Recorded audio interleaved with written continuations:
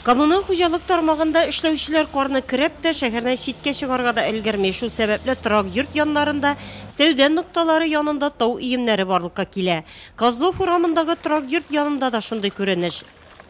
Без хәзерге вакытта төзекләндерү буенча 2017 елның ноябрь аенда кабул ителгән кагыйдәләрне бозуны күрәбез. Карны идарәче компания ишек алдыннан 24 сәгать эчендә чыгарып бетерергә тиеш. Күргәнебезчә биредә кар ай дәвамында ята. Бу безнең кагыйдәләрне бик тупас бозуга керә. Шундый ук хәл шәһәрнең үзәк паркы янында да кар иеме каралган, димәк күптәннән өелгән. Снег не возился в течение Кар кыш дәвамында чыгарылмаган, ә чынлыкта исә кар яву белән 24 сәгать эчендә читкә чыгарылырга тиеш. Шәһәрдәге юлларны, тротуарларны чистарту һәм карны читкә чыгару торак коммуналь хуҗалыгы идарәче компаниясенә йөкләнгән. Техникалар эшләми түгел эшли, әмма кар һәр көнне яуганлыктан техникалар чистартып өлгерә алмый.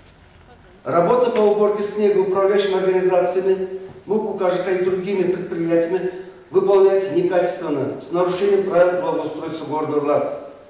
Управляющие организации и другие предприятия своей территории выталкивают снег на проезжую часть дорог и газонов, а по правилам снег должен вывозиться ими на полигон ТБО. Кенде чыккан 9 единиц техника, жетишіп бітәрмейбіз, ілгері бітәрмейбіз. Не білән, исполком города білән, Мәнсәриш білән организацияларына катнаштырдык, аларга рәхмәт, тоже булыштылар.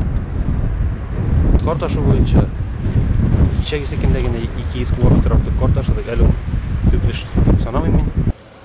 Һава канцеляриясендә әлегә кар явы күрсәтелә, димәк әле карны йөреп йөрер көннәр булачак. Шулай да вакытлыча килеп туган кыенлыкларга игътибар итмичә оптимистик рухта калыйк. Кар күп яву, игенчеләр сүзе белән әйткәндә, мул уңыш чыганагы.